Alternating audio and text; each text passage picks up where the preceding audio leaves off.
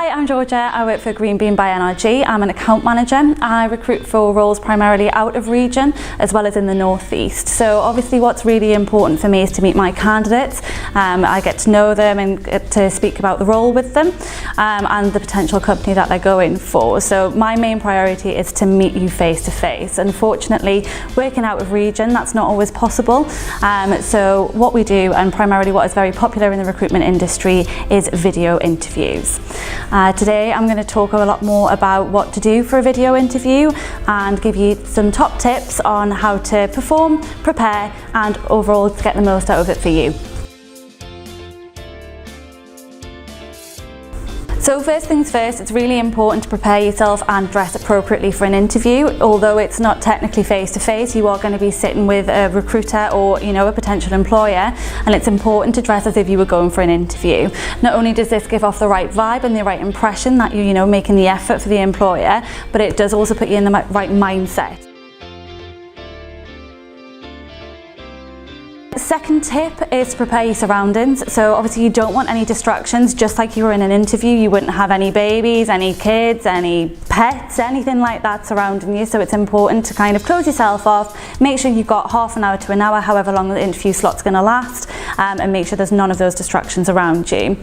I would say as well that it's important to have a well lit, so you're not going to have a blank screen or a very dark screen where you're not able to see anybody.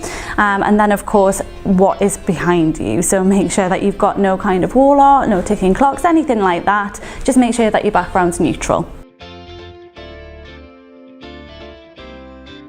So the third tip, what I would suggest is that just like you were going to an interview, you would test your route to the interview to make sure that you get there early, be online 5 to 10 minutes early, and make sure that you've tested your equipment. So your Wi-Fi works, your microphone works, and of course your video works as well. Saying that, make sure that your username is also professional, so just like your email address would be, make sure it's either your first name and your surname or any letters and numbers like that. The fourth tip that I would recommend is to have your questions and your answers prepared. Obviously, as you would do for a face-to-face interview, it's important that you've done your research on the company. It's important that you've got any questions prepared for the job role. And of course, if you do have any tricky questions that you think might come up, then you can always have your notes to one side. So you can quickly glance away at them, glance up, glance down. Obviously, just don't make it too obvious that you're ruffling your papers as you would do in an interview.